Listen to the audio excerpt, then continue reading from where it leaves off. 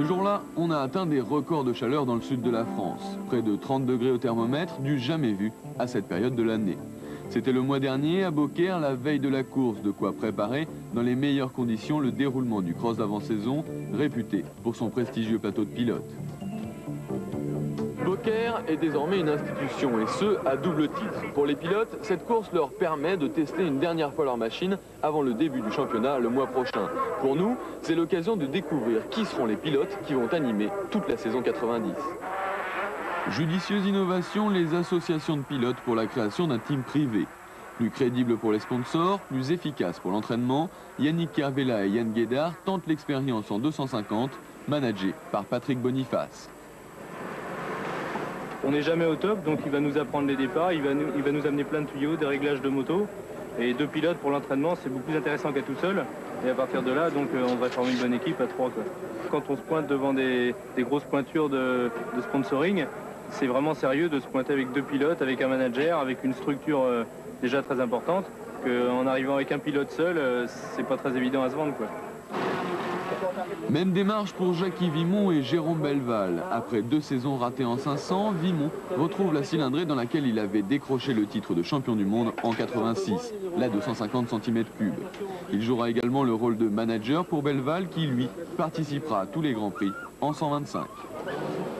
Qu'est-ce que fait Jérôme? Il se prépare? Je l'appelle, non? Association également, mais seulement par le sang. Les frères de Maria disputeront eux aussi la saison 125, Patrick sur une KTM et Yves sur une Yamaha, avec laquelle il ne cache pas ses ambitions. Je pense que j'ai la possibilité d'être champion du monde cette année et il ne faut pas que je me loupe.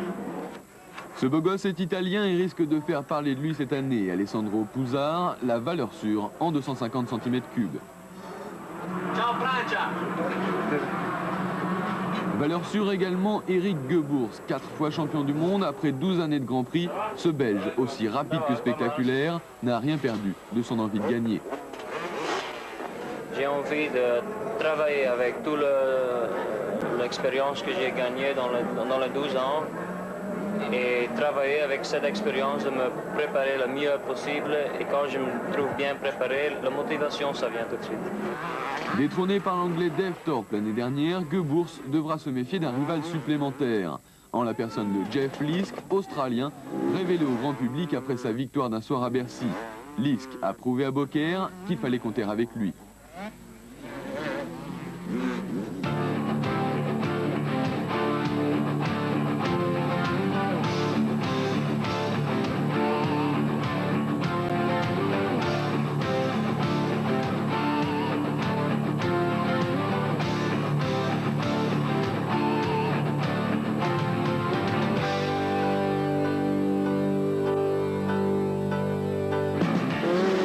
Plus de 10 000 personnes s'étaient massées autour du circuit malgré un prix prohibitif des places. 90 francs l'entrée, la notoriété a des limites qu'il ne faudrait pas dépasser. Heureusement, le spectacle a été superbe, et ce, pendant toute la course.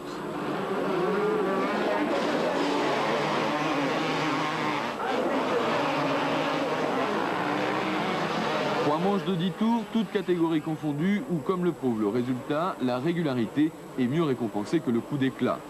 Si la victoire s'est jouée entre Lisk et Goebours, c'est à Puzzar que reviennent les honneurs. Entraîné dans une chute collective après le départ de la première manche, le jeune Italien a montré dans les 2 autres qu'il était bien le plus fort.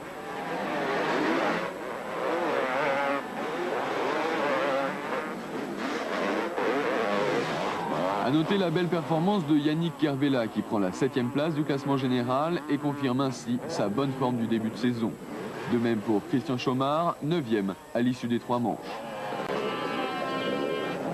Pour le reste des Français, les résultats ont été plus que moyens. Jérôme Belval, sûrement perturbé par la chute de Vimon aux essais, heureusement sans gravité, se perd dans les profondeurs du classement.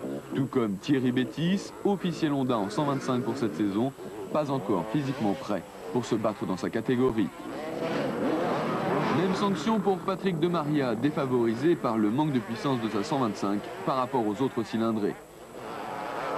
Pour d'autres, le résultat importait peu, l'essentiel était d'assurer le spectacle. Bruno Oquier a conquis le public et nous avec.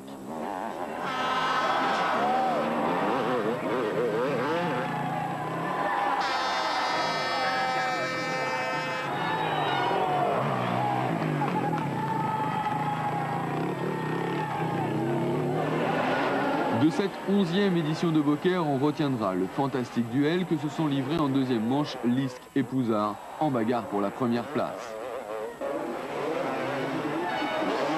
Pouzard passe, déconcertante facilité.